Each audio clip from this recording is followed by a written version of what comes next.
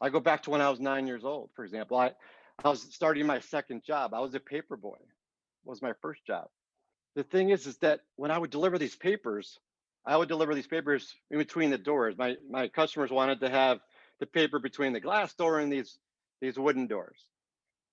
And these wooden doors on the weekends, for some reason, would be open. So then I could actually see right into their house.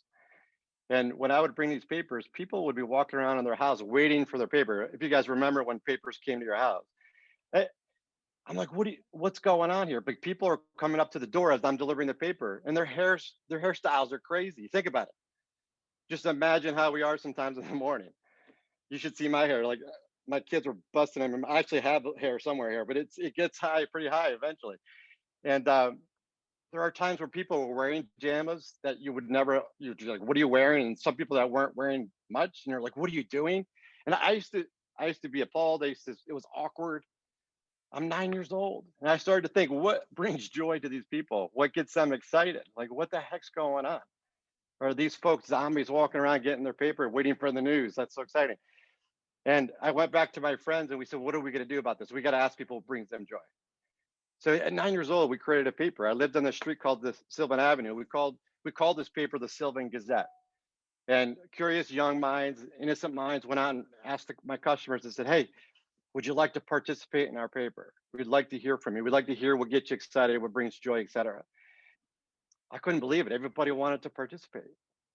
So we actually would get our first story. We'd be young journalists, go back, we'd write it, we'd publish it, we'd sell, get this, the paper for a quarter a piece. And we sold them to everybody. They loved it. And then we'd get the next person to want to share, the next person, and so on. And it was actually amazing. To me, it was a lot more candy money. At the time, I didn't understand what was really happening. What was really happening is people were sharing something about themselves, their authentic selves, the lives that nobody could really tell what was going on. People were talking about their kids. They were talking about their kids' accomplishments, their pets, how much that means to them. Just stories about their gardening, what recipes, whatever it is. We were in that street that people would wave to each other. We were on that street, people would say, hey, how are you? And keep walking.